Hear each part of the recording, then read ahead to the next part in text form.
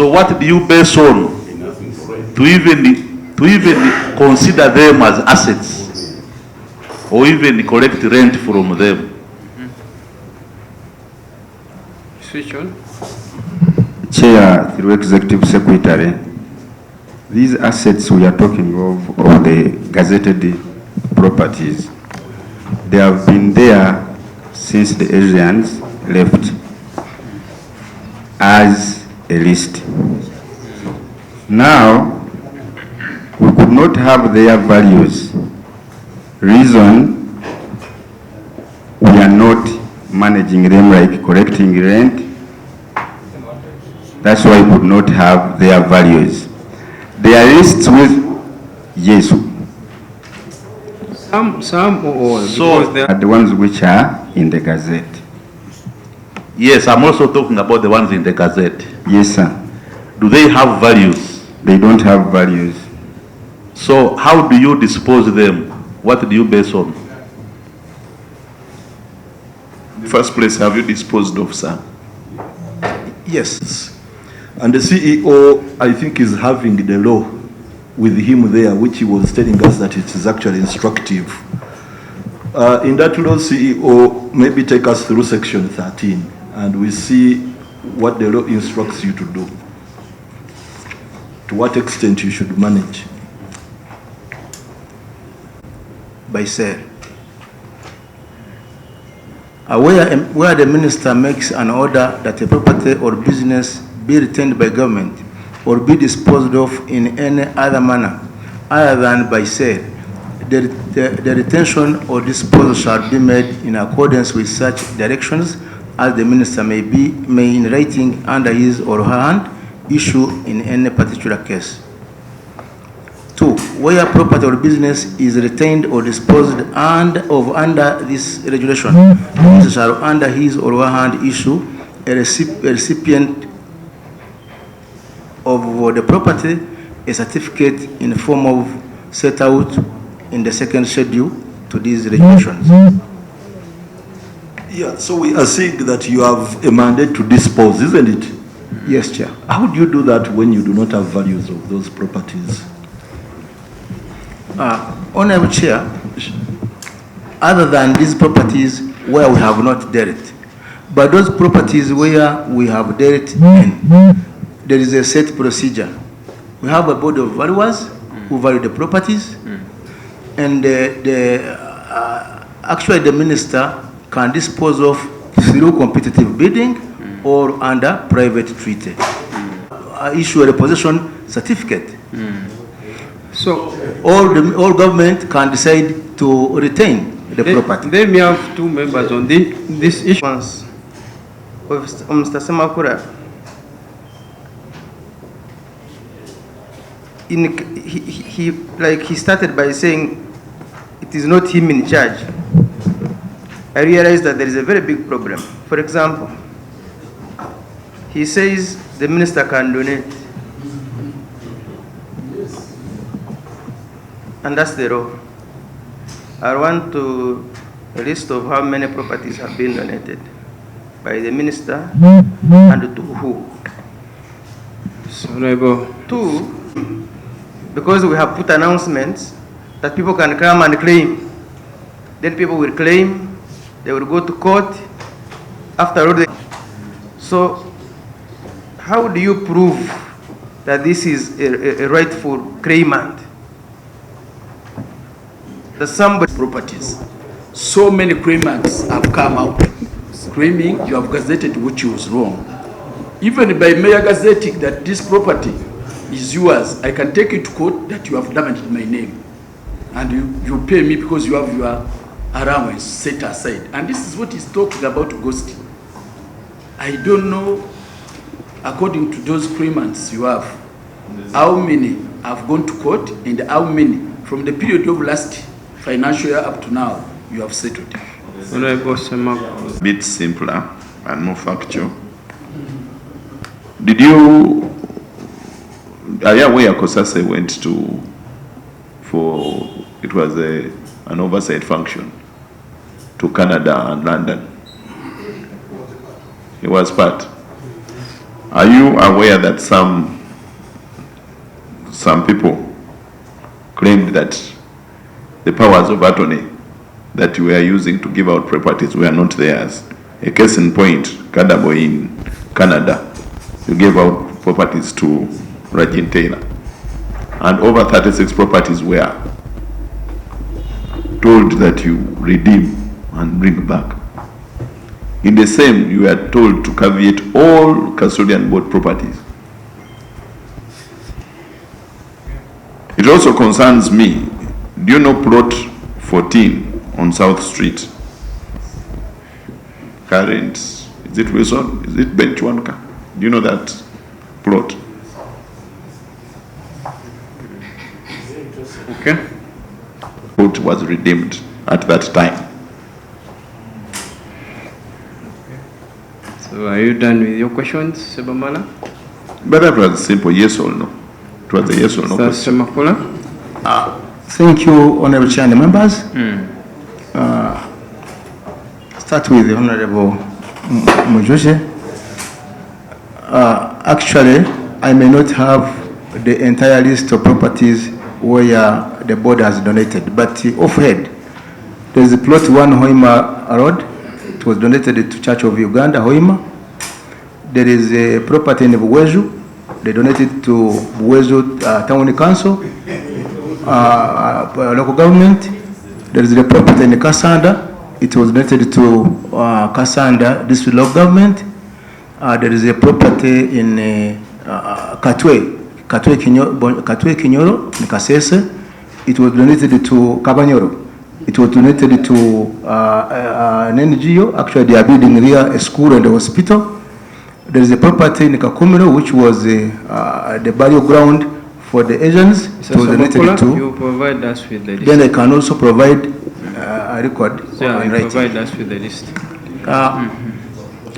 Then, Let you finish. not only Mojuchi as a person, but it was to the town council. Chair, not a government. question. I just need, I'm looking at the finance, that gazette, so that I am able to derive what I'm looking at here. Please Then, provide Honorable us Chair and the Because members, we don't have copies. about force, but we have also put in place a mechanism. A property that was expropriated in 1972, the characteristics of it, it must bear a proprietor who was an Asian. And when we are following up, if it was illegally or if it was legally repossessed, there must be a certificate of repossession. And according to Section 7 of the law, a certificate of repossession is supposed to be registered on the title so that it can confer ownership back to the former owner. Where it is a certificate of receipt, it is also supposed to be registered. Now with these false claimants, when they fall out of that docket, then it is questionable. Where we go in Ministry of Lands and we find that from the departed Asian, there is no any registrable interest, interest that was registered on title. That one becomes questionable. Then also we have put in place a mechanism. When we are verifying these people, we go to their travel history from Migration Department, from Ministry of Internal Affairs. We ask the Immigration to give us the travel history of that somebody from 1972 to date. And in most cases, that information has been revealing so many aspects to guide us. We come and they take us to court. Actually, Honorable Chair and members, this Parliament has guided us well. Because if somebody never claimed from 1995, he never claimed, and this gazette was to put the whole word, then I also have a docket where to ask, where to hide. From 1995, you never asked. Yeah. Why are you now questioning this? And yet this one has a DNA of that one of 1995. That's why now we have I beg a humble prayer that you protect us to guard against these fraudsters. Honorable Kwizera? No. Court because of this.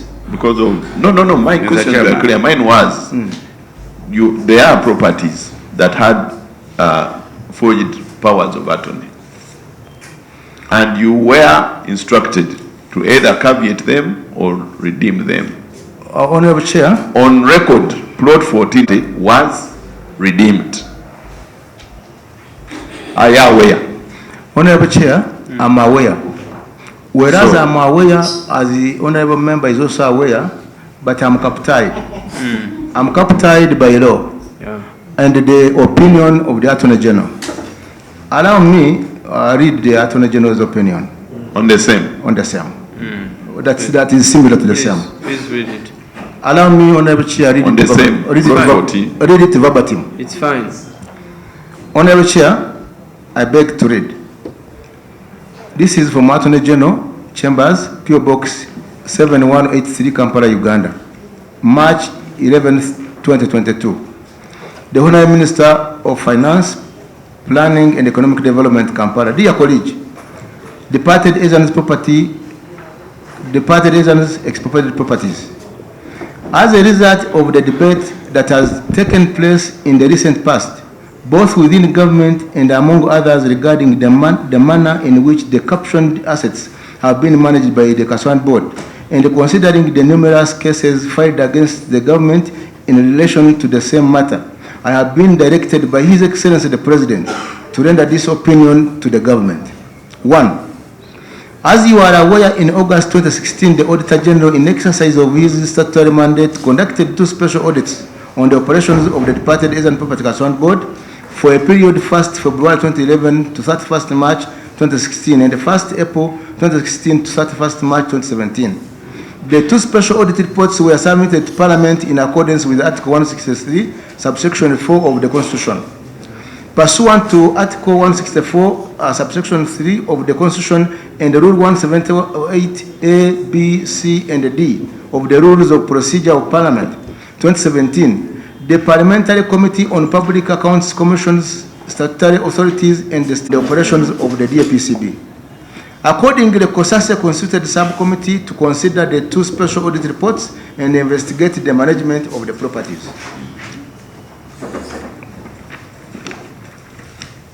Under the DAPCB, in regard, among the recommendations of the subcommittee was that the DAPCB should initiate process for the cancellation of planning and economic development and any substitute titles issued contrary to the opinion of the then General Honorable Bart Katurevi.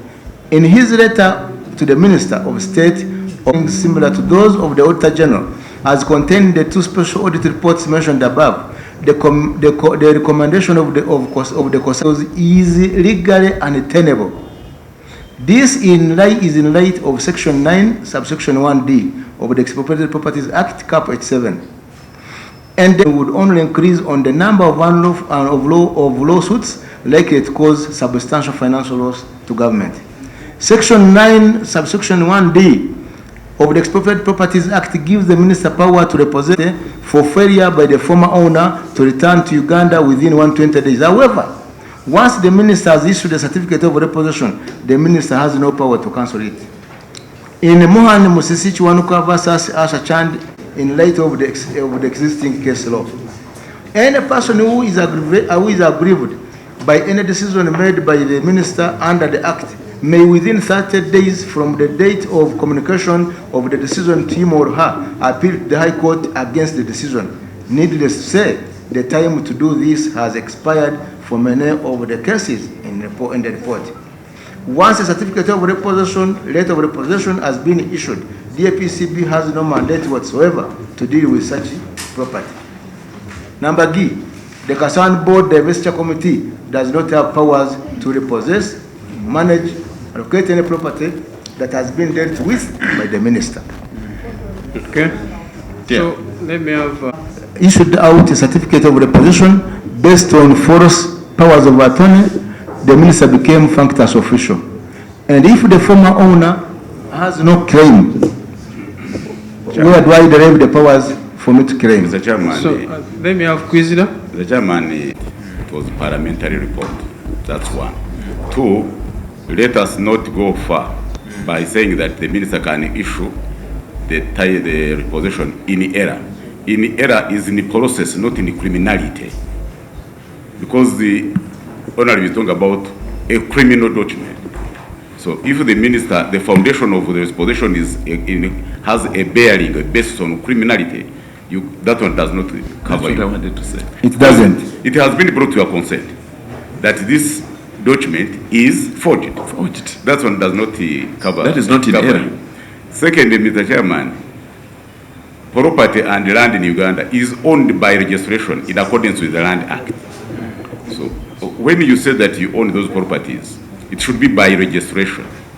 Why didn't you use the Ugandan Commission practice, where Ugandan Commission registers its names as an entity on the titles to have ownership of the properties?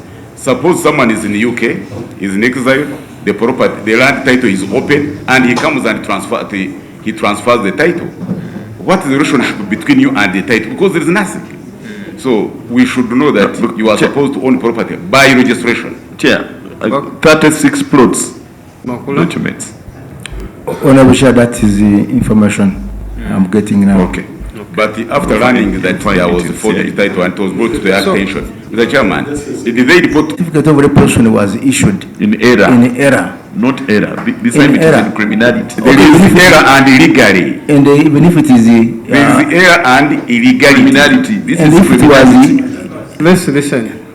if it was issued illegally, the process is the cancellation is by High Court.